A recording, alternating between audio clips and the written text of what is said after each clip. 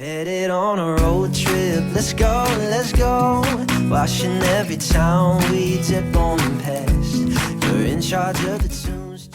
Whew, okay guys, this is a quick how I'm going to fix my oven door. My oven door, as you can see, we've come across some pretty rough ground across Mount Surprise area coming back, and as you can see here, there the hinge is broken in the corner. So I'll get the camera right in there.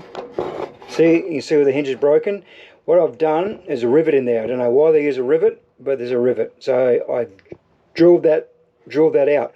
I have undone the screws. There's about 4 on that side, 4 on this side. There's 2 across the top, I think it was. Anyway, 2 across the top in there. When you get the oven out, I'll close that up, pull it out, right out. Okay, so here you got here, that's the spring mechanism.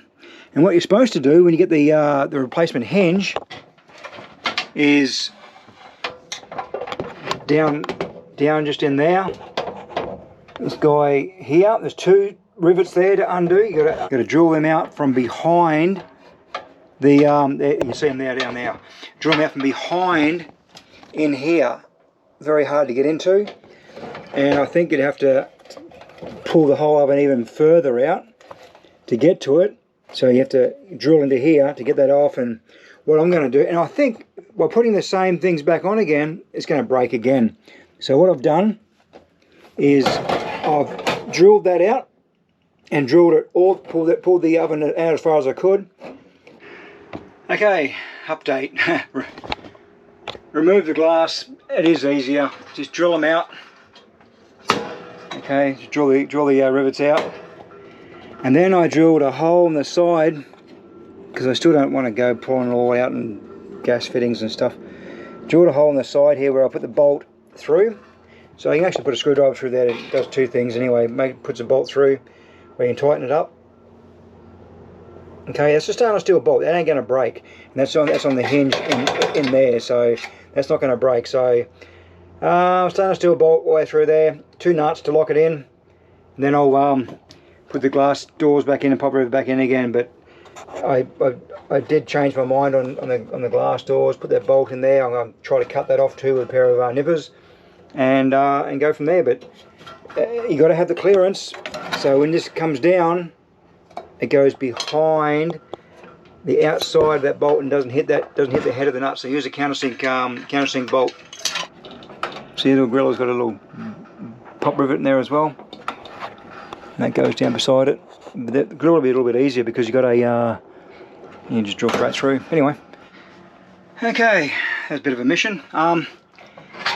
Drilled them out, took out the glass doors, re-pop rivet them in again. As you can see, put pop rivets back in again. Don't forget to clean the glass before you put it back in again. And there's the finished product. Stainless steel bolt, double bolted. The nut's been cut off. It's got a washer on there. It's missing. It's clearing inside in there. It clears it. So when it goes down, it misses it. Okay, drilling a hole through the side there, I think, in my personal opinion, was a big help. Now I'm going to put the bloody 10 screws each side back in again, slide the oven back, put the screws in, and it's finished. So, and test and adjust. Okay, as you can see, all finished. There's a double bolt in there, stainless steel bolt, double lock nut, doors back on. We don't use the oven, we use it as a storage area, but it's all secured now. Screwed back in with the 8 screws, 10 screws, whoever it was, and should keep the bride happy. Swift were good. He sent me out, I rang up Fab from Swift Maintenance or Warranty, and he sent me out a hinge set actually, but I still think the stainless steel screw is going to be better than the original rivets. But all done, and all back to normal again. Hope it helps somebody, and like I said, contact me if you've got any problems or any questions about what I did to fix it. But by all means, contact me, and happy to help. Thank you.